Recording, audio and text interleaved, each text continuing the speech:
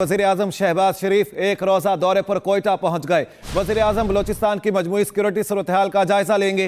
बलूचिस्तान में अमन व अमान का क़याम, सियासी और अस्करी क़यादत की बड़ी बैठक होगी। वज़ीर-ए-आज़म की ज़ेर सदारत एपेक्स कमेटी के इजलास में आर्मी चीफ, इंटेलिजेंस इदारों के सरबराहों की शिरकत भी मुतवक्के है। वज़ीर दिफा ख्वाजा आसिफ, वज़ीर दाखिला मोहसिन नकवी, वज़ीर आला बलूचिस्तान और सूबाई वज़रा भी शिरकत करेंगे। अहम खबर है, आपको अपडेट करेंगे। वज़ीर-ए-आज़म शहबाज शरीफ एक रोज़ा दौरे पर कोयटा पहुंच गए हैं। इस सिलसिले में आपको ये बता दें कि वज़ीर बलूचिस्तान की मजमूई सिक्योरिटी सूरत हाल का जायजा लेंगे। बलूचिस्तान में अमन व अमान का क़याम और सियासी और अस्करी क़यादत की बड़ी बैठक होगी। वज़ीर-ए-आज़म की ज़ेर सदारत एपेक्स कमेटी के इजलास में आर्मी चीफ, इंटेलिजेंस इदारों के सरबराहों की शिरकत भी मुतवक्के है। वज़ीर दिफा ख्वाजा आसिफ, वज़ीर दाखिला मोहसिन नकवी, वज़ीर आला बलूचिस्तान और सूबाई वज़रा भी शिरकत करेंगे और मजमूई सिक्योरिटी सूरत हाल पर तबादला ख्याल किया जाएगा। अहम फैसले किए जाएंगे। वज़ीर-ए-आज़म शहबाज शरीफ एक रोज़ा दौरे पर कोयटा पहुंच गए हैं। वज़ीर-ए-आज़म बलूचिस्तान की मजमूई सिक्योरिटी सूरत हाल का जायजा लेंगे। बलूचिस्तान में अमन अमान का क़याम, सियासी और अस्करी क़यादत की बड़ी बैठक होगी। मानसून का हैवी सिस्टम कराची से चंद सौ किलोमीटर दूर है। शहर कायद में आज से मूसलाधार बारिशों की पेशगोई की गई है। अर्बन फ्लडिंग का भी खदशा है। जिला वस्ती में आज तालीमी इदारे बंद करने का नोटिफिकेशन मुअत्तल कर दिया गया। रात गए शहर के बेशतर इलाकों में बादल बरसे, कहीं हल्की कहीं तेज बारिश। कराची एयरपोर्ट की छतें भी टपकने लगी। फ्लाइट ऑपरेशन मुतासिर। शहर कायद में वक्फे वक्फे से बाराने रहमत चौथे रोज भी जारी। महकमा मौसमियात वाले हैं कराची में आज भी बारिश का सिलसिला वक्फे वक्फे से जारी रहने का इम्कान है। गुज़िश्ता 24 घंटों में सुरजानी टाउन में 33, नाजमाबाद में 26, गुलशन हदीद में 25, किमाड़ी में 21, फैसल बेस में 14, औरंगी और सदर में 13 मिलीमीटर बारिश रिकॉर्ड हुई। ये बारिश फिर मजीद तेज़ होती जाएगी, यानी कल के बाद, कल का दिन होगा और परसों का दिन, 2 दिनों में मजीद तेज़ बारिश हो सकती है। आंधी के साथ हो सकती है। Liaquatabad, Orangi, Surjani, Baldia, Korangi, Gadap town, Gulshan Hadeed, Bahadurabad, PIP colony, Lasbela, old city area, FB area में सड़कों की हालत पहले ही अबतर है और जगह जगह से टूटी है। नाजमाबाद, नॉर्थ कराची, न्यू कराची, लांडी, मलिर समेत शहर के बेशतर इलाकों की मरकजी और अंदरूनी सड़कें भी टूट फूट का शिकार है, जो बारिशों के बाद मजीद तबाह हो गयी। सफाई का ख्याल करना चाहिए। पानी खड़ा हुआ है, गटर जो है बंद है, सही है। सेवरेज सारा जो है सिस्टम गरम बरम हुआ है। हादसा हो चुके हैं और यहाँ पे कितने रिक्शे जो है गिर चुके हैं। ये आगे जो है बहुत गहरे खड्डे हैं और बार बार हम लोग जो है अपनी मदद आप कहते हैं इस खड्डे को बंद करते हैं। शहरियों ने मेयर कराची समेत मुतालिका इदारों से शहर की सड़कों की मियारी तामीर, नालों की सफाई और निकासी आप के निजाम को अपग्रेड करने के लिए फौरी और ठोस इकदाम करने की अपील की है। Aftab Khan, express news, Karachi. और सिंध में मानसून के हैवी स्पेल ने सिस्टम को हिला कर रख दिया। अंदरून सिंध में मूसलाधार बारिशों के बाइस तालीमी इदारों में छुट्टियां।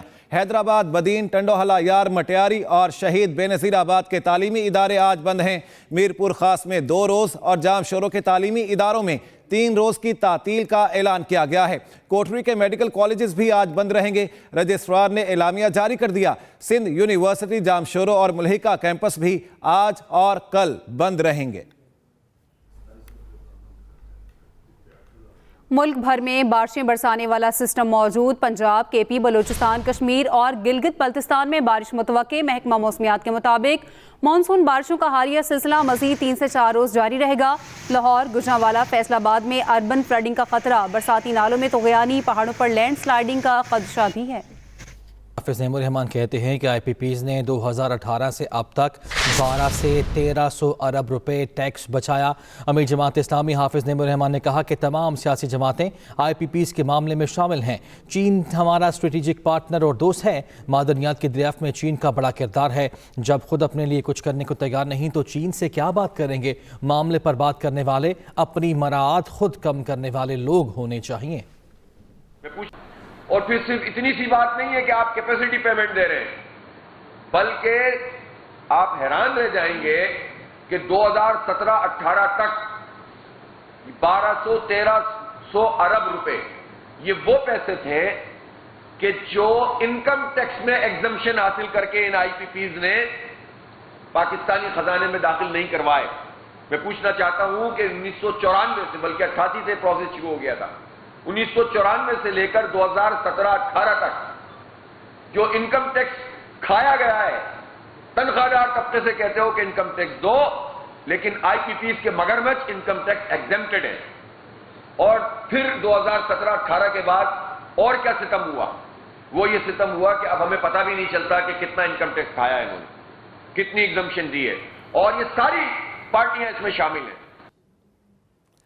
पंजाब में पार्लिमानी सेक्रेटरीज का तकर्रुर। वजीर आला मरियम नवाज ने 25 पार्लिमानी सेक्रेटरीज के तकर्रुर की मंजूरी दे दी। उसामा लगारी को महकमा ज़राअत, मलिक इफ्तिखार अहमद औकाफ और मजहबी उमूर के पार्लिमानी सेक्रेटरी मुकर्रर किए गए हैं।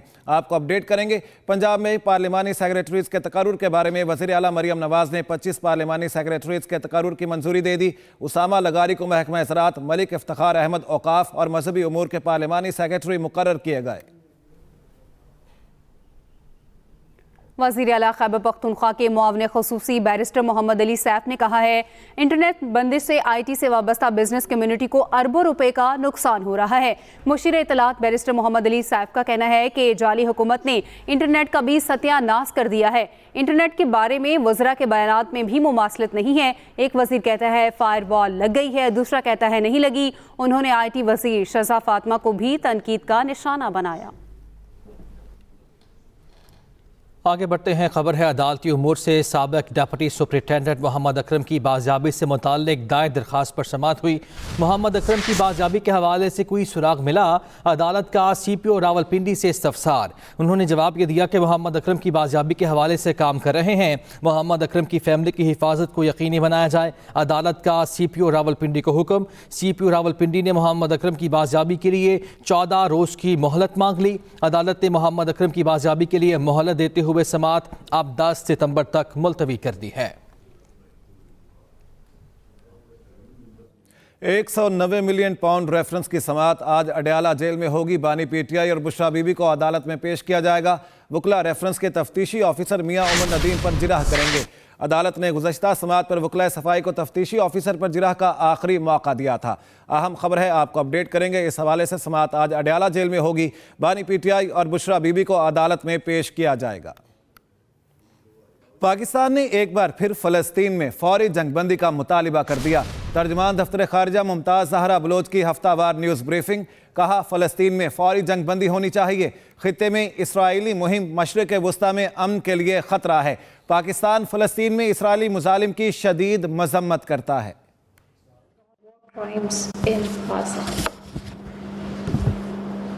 The third death anniversary of the iconic Kashmiri leader Sayyid Ali Shah Gilani will be observed on 1st of September 2024. He breathed his last in a long-drawn house arrest on 1st of September 2021. Notwithstanding tremendous hardships, his unwavering commitment to the Palestinian people's right to self-determination was matchless. Sayyid Ali Gilani was a true voice of the Kashmiri struggle for self-determination. We pay rich tribute to his long life of struggle for justice and freedom and honor his memory. Social media platform Telegram के बानी पावल ध्रुव जमानत पर रिहा कर दिए गए। अदालत ने उन पर फ्रांस छोड़ने पर पाबंदी आयद कर दी है। पावल ध्रुव को गुज़श्ता रोज़ अदालत में पेश किया गया था। उन्हें अपने सोशल मीडिया प्लेटफॉर्म पर मुजरिमाना सरगर्मियों के इल्ज़ामात का सामना है। फ्रांसीसी अदालत ने पावल ध्रुव के फ्रांस छोड़ने पर पाबंदी और उन्हें 50 लाख यूरो जमानत पर रिहाई दी। ताहम उन्हें हफ्ते में 2 बार पुलिस स्टेशन में हाजिर होना पड़ेगा। इल्ज़ामात साबित होने पर पावल ध्रुव को 10 बरस कैद और 5,000 यूरो जुर्माने का सामना करना पड़ सकता है। अमरीकी पाबंदियों का जवाब देते हुए रूस ने भी 92 अमरीकी शहरियों के दाखिले पर पाबंदी आयद कर दी है। रूसी वजारत खारिजा के मुताबिक पाबंदियों में अमरीकी सहाफ़ी, फ़ौजी, वकील और हुकूमती ओहदेदारान शामिल हैं। मॉस्को की जानिब से पाबंदियाँ अमरीका के रूस मुखालिफ इक़दामात पर लगाई गई हैं। अमरीका ने यूक्रेन जंग से मुतालिक इल्ज़ामात पर 400 रूसी शहरियों पर पाबंदियाँ आयद की थी। बरतानवी खबर एजेंसी के मुताबिक रूसी वजारत खारिजा की लिस्ट में वॉल स्ट्रीट जर्नल के 14 मुलाजिमीन भी शामिल हैं, जबकि 5 सीनियर सहाफ़ियों का ताल्लुक न्यूयॉर्क टाइम्स और 4 का वॉशिंगटन पोस्ट से है। पीसीबी ने चैंपियंस वनडे कप के शेड्यूल का ऐलान कर दिया। टूर्नामेंट 12 से 29 सितंबर तक इकबाल स्टेडियम फैसलाबाद में खेला जाएगा। मुल्क के 150 बेहतरीन क्रिकेटर्स चैंपियंस वनडे कप में हिस्सा लेंगे। 50 ओवर्स के ये टूर्नामेंट सिंगल लीग की बुनियाद पर खेला जाएगा, जिसमें 5 टीमें पैंथर्स, वोल्व्स, स्टॉलियंस, लायंस और डॉल्फिन्स हिस्सा ले रही हैं। पीसीबी के मुताबिक टीमों के 15 रुकनी स्क्वाड्स का ऐलान आइंदा चंद रोज में किया जाएगा। इवेंट का इफ्तिताही मैच पैंथर्स और वुल्व्स के दरमियान खेला जाएगा। 4 दिनों में 3 प्ले ऑफ होंगे, जबकि फाइनल 29 सितंबर को खेला जाएगा। और पाकिस्तानी टीम सीरीज में वापसी के लिए कल दूसरे टेस्ट में बांग्लादेश के मुद्दे मुकाबिल होगी। मैच का आगाज सुबह 10 बजे रावलपिंडी में होगा। बारिश मैच को मुतासिर कर सकती है। वर्ल्ड टेस्ट चैंपियनशिप के सिलसिले में पाक बांग्लादेश सीरीज का दूसरा और आखिरी टेस्ट मैच कल खेला जाएगा। ये मैच नेशनल स्टेडियम में तामीराती काम की वजह से कराची से रावलपिंडी मुंतकिल किया गया था। बांग्लादेश की टीम पहला टेस्ट मैच 10 विकेटों से जीत कर रिकॉर्ड कायम कर चुकी है। पाकिस्तानी बैटिंग लाइन पहली इनिंग्स में 6 विकेटों पर 448 रन बनाने के बावजूद दूसरी इनिंग्स में 150 रन ना बना सकी। बॉलर्स भी बुरी तरह फेल हुए। टीम में स्पिनर इब्रार अहमद समेत 2 तब्दीलियों का इम्कान है। पाकिस्तान हॉकी फेडरेशन ने 3 खिलाड़ियों पर ताहयात पाबंदी लगा दी, जिनमें मुर्तज़ा याकूब, एहतशाम असलम और अब्दुर्रहमान शामिल हैं। सेक्रेटरी PHF राना मुजाहिद ने बताया कौमी हॉकी टीम के 3 खिलाड़ी और फिजियो वकास टीम के साथ पोलैंड गए मगर वतन वापस नहीं आए। हमें पता चला है उन्होंने बैरून मुल्क सियासी पनाह के लिए दरख्वास्त दी है। तीनों खिलाड़ियों को एशियन चैंपियंस ट्रॉफी की तैयारियों के लिए कैंप में बुलाया गया। उन्होंने लेटर लिखकर कैंप में आने से माजरत कर ली। राना मुजाहिद ने कहा मजीद कार्रवाई के लिए वजारत दाखिला को खत लिखा जाएगा। पंजाब की तारीख में पहली मरतबा 2 अरब रुपए से स्पोर्ट्स एंडोमेंट फंड और chief minister Punjab internship programme का आगाज किया गया है। सूबाई वजीर खेल फैसल खोखर का कहना है वजीर आला के विजन के तहत नौजवानों को आगे बढ़ने के मौके दे रहे हैं। लाहौर में होने वाली इफ्तिताही तकरीब में फ्रेश ग्रेजुएट्स के साथ एंडोमेंट फंड के लिए मुंतखब 170 खिलाड़ियों को मदऊ किया गया। सूबाई वजीर खेल फैसल खोखर ने कहा इंटर्नशिप प्रोग्राम के तहत 6 माह तक 6000 फ्रेश ग्रेजुएट्स को माहाना 25,000 रुपये एजाजिया मिलेगा। स्पोर्ट्स एंडोमेंट फंड से मुंतखब खिलाड़ियों को 70, 50 और 30,000 रुपये वजीफा समेत हर सतह पर उनकी मदद की जाएगी। न्यूज़ बुलेटिन से इतना ही। मजीद खबरों के लिए आप विजिट कीजिए express.pk। इसके अलावा आप हमें फेसबुक और एक्स पर भी फॉलो कर सकते हैं। तो देखते रहिए एक्सप्रेस न्यूज़ और रखिए हर खबर पर नजर।